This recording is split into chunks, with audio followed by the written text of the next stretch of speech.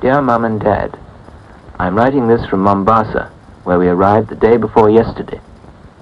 Being Sunday afternoon, the small boats are all out, and we are sitting near the entrance of the harbour where we can see the racing. Some of our chaps are out sailing, but I thought this would be a good chance to write and tell you how I've been getting on. Well, a lot has happened since that day you saw me off to join the ship. Remember how wet it was? The company sent me and 2 other new blokes with all our gear in a big shooting brake down to the Royal Albert Docks, where our ship was alongside. She's a single-screw cargo liner, built 1952, 7,551 tons displacement, with a 6-cylinder Doxford diesel engine of 6,800 horsepower, giving a service speed of 14.5 knots. As soon as we got on board, we changed into working kit and turned out with the others for boat drill, which I must say seemed rather a queer do while we were still sitting tied up alongside the quay, loading cargo. You should have seen us on the same job a fortnight later in the Red Sea, with a blazing hot sun overhead, doing the full treatment. That means swinging out boats on their davits ready for lowering, checking all gear, rations and water in each boat, rigging masts and hoisting sails. In fact, about the only thing we don't do as part of the practice is to sink the ship.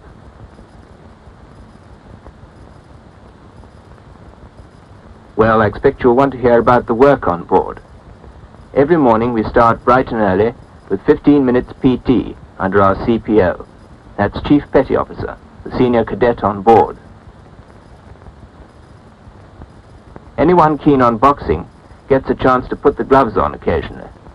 Some of the cadets are pretty hot, but I find I can usually hold my own with anyone my weight, thanks to Dad's efforts in the back garden last summer.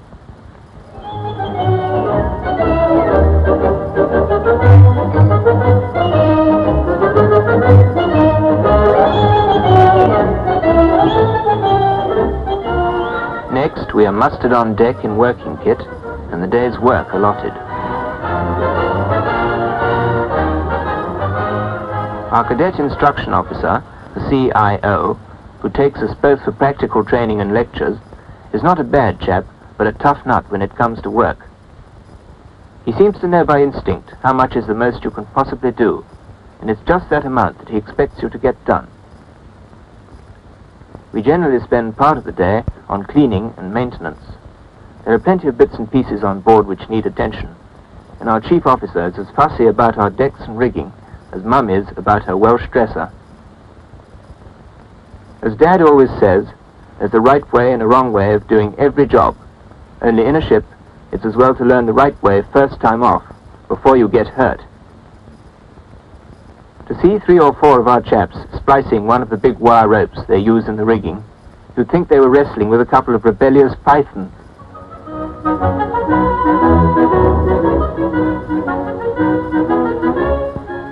The other day we had to send the topping lifts down for greasing. Nothing complicated about it, but you just don't want to take any chances with a chunk of metal weighing a couple of 100 pounds. And you can get some quite good exercise standing on top of a 30-foot Samson post, trying to shake loose a 3/4-inch bolt that's got a bit rusty.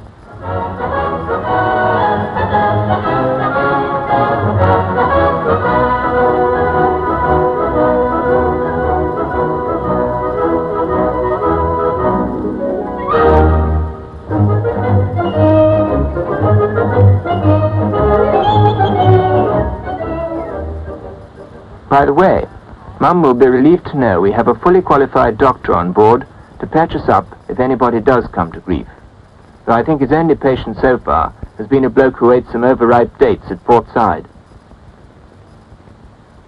Incidentally, the food on board is okay.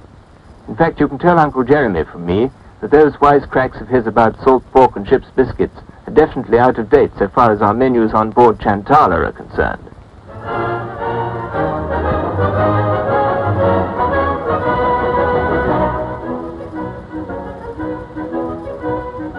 Also, our dormitories are amidships, not before the mast. They have jolly comfortable bunks and are big enough for the occasional pillow fight.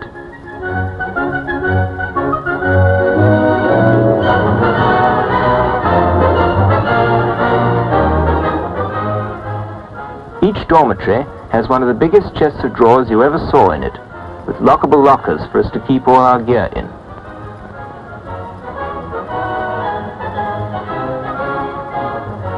The officers' cabins are just the job, fitted out with everything that opens and shuts. Something to look forward to in about 4 years' time. The schoolwork we have to do is aimed at getting us through our second mate's certificate exams at the end of 4 years, or 3.5 if we do a full 3 years in a cadetship. Maths is pretty important, so it's a good thing that was about my best subject at school. I don't think I shall have much trouble with it, though some of the spherical trig problems we come up against in our 3rd and 4th year look a bit tricky. The same goes for general science, which begins with stuff I know a bit about already, and goes on to specialized physics and mechanics as applied to ships, and also a certain amount about wireless and radar. Another subject new to most of us is ship construction, which means learning the name of every conceivable part of a ship, what it is for and how it works. The other two main subjects, seamanship and navigation, are only partly bookwork in the schoolroom and include some really interesting stuff like the different rigs for small boats, which we were doing last week. Navigation is a bit forbidding at first sight, but no doubt it's pretty important, being what we depend on to save us from losing our way as soon as we get out of sight of land. Some of the early work came into jog lessons at school, but later on it takes in all the calculations needed to find your exact position anywhere in the world and work out the correct course to wherever you want to go. One good point about training in a ship is that after having something explained in the schoolroom, say for instance the sextant, which is the gadget used for measuring the angle of the sun, moon or stars above the horizon, from which, if you happen to know the exact time, you can calculate your longitude, don't ask me how till next year, you can straight away apply what you've learnt out on deck.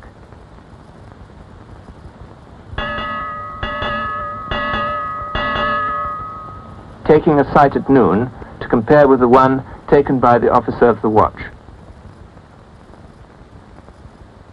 When we get on to doing problems of navigation, we use real Admiralty charts, like the ones they use on the bridge for navigating the ship.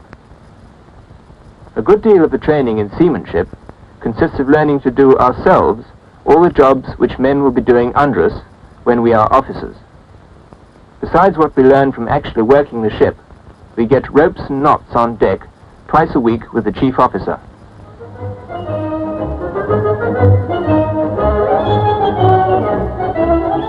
He also takes charge of semaphore practice, which we still have to do, although its place has been taken to some extent by wireless and loud hailers.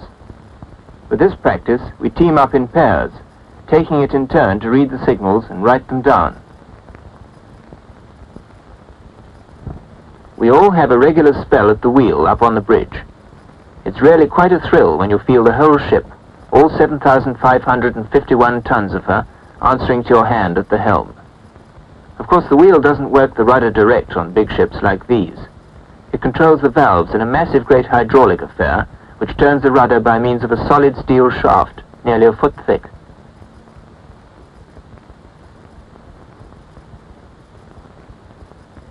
Although some chaps have other hobbies, a lot of us spend a good deal of our spare time doing odd jobs on our whaler, which the cadets are allowed to use for sailing, when we are in port. This small boat business certainly gets a hold on you if you let it. Several of the officers seem to spend their spare time the same way. On Saturday nights at sea, we generally get together for a bit of a sing-song.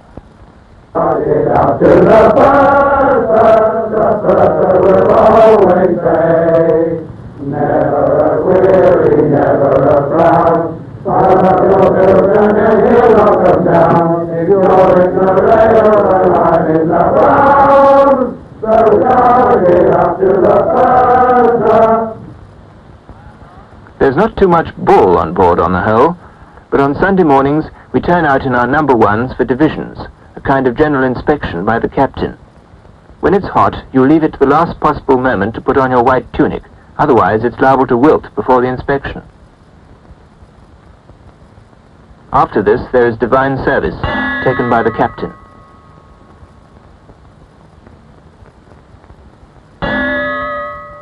One thing I don't think will ever quite wear off, and that's the excitement of entering a foreign port for the first time.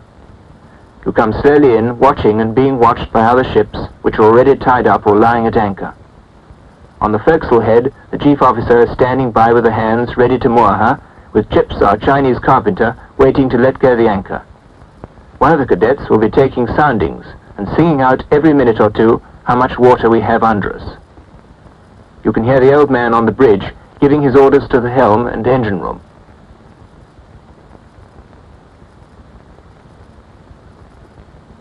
Then, very gently, you reach the spot, and there may be a slightly hectic moment when the anchor chain has to be shaken free. Then away it goes with a roar, and we have to start getting ready to pay out the big mooring rope that's used to tie her up to the buoy. Finally, the house flag goes up at the bows to show that we are moored and no longer underway.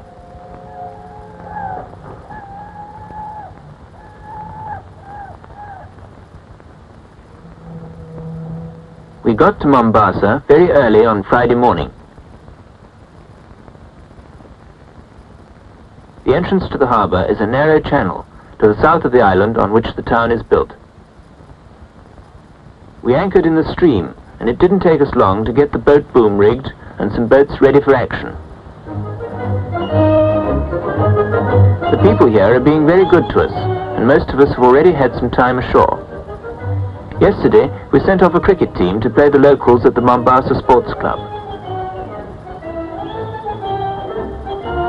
And another lot went off later in the afternoon for some hockey, which turned out to be against a side of girls, most dangerous. Our rugby and soccer teams are both going to get a chance next week. We can also go ashore just to wander around exploring the town and island and seeing what we can find in the markets.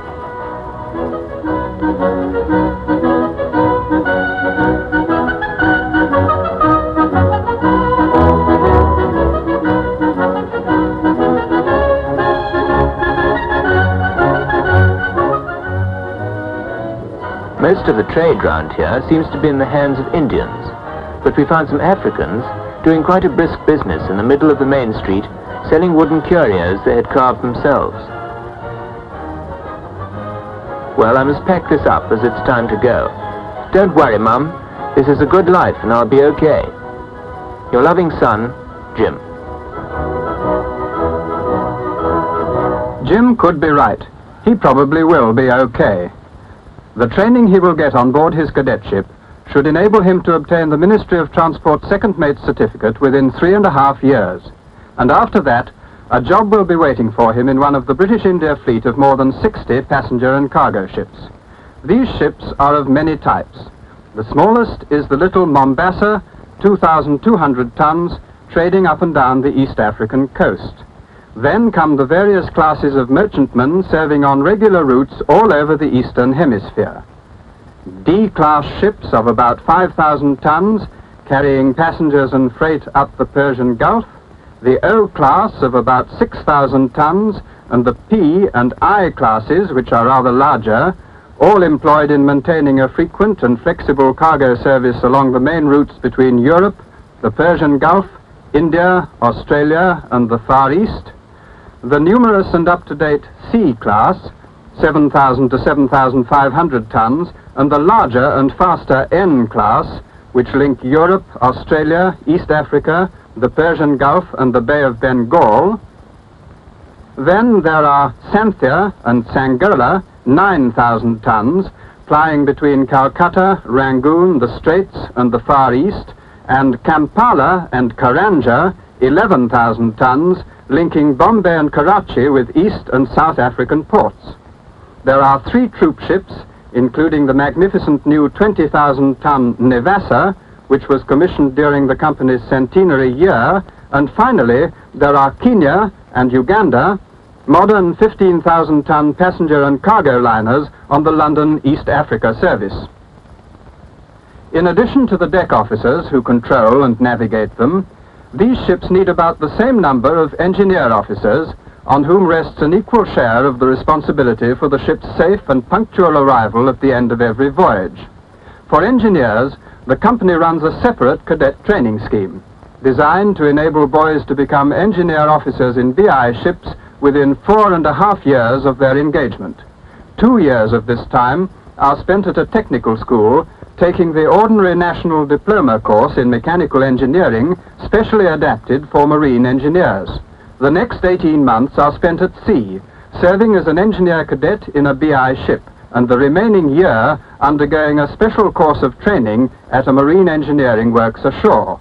Boys enrolled as cadets under these 2 schemes have the prospect of becoming in due course captains or chief engineer officers in ships of the BI fleet. Their jobs will take them to a variety of interesting and remote places. To India, with its long and colorful history, a country whose great cities and vast resources, patiently developed through many years of British rule, are enabling it to become an industrial giant in eastern commerce. To the Persian Gulf, center of an Arab world made suddenly rich by the rapid exploitation of the oil underlying its deserts.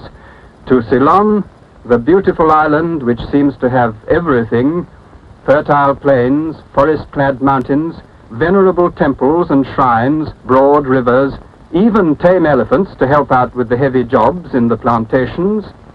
To Burma, that lovable, lazy land of paddy fields and pagodas. To Singapore, meeting place of East and West, which British rule and the Chinese flair for business have made into one of the great trading centers of the world.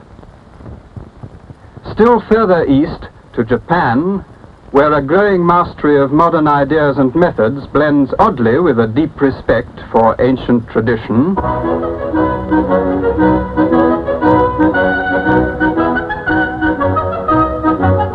To Australia, New Zealand, Fiji, the Philippines, there are BI ships to be found almost everywhere on the ocean highways and byways of the East.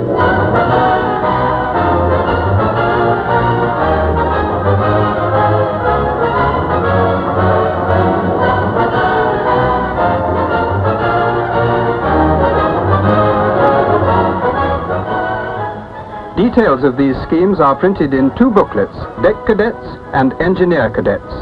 Either of these the company will be glad to send to anyone interested in a career at sea.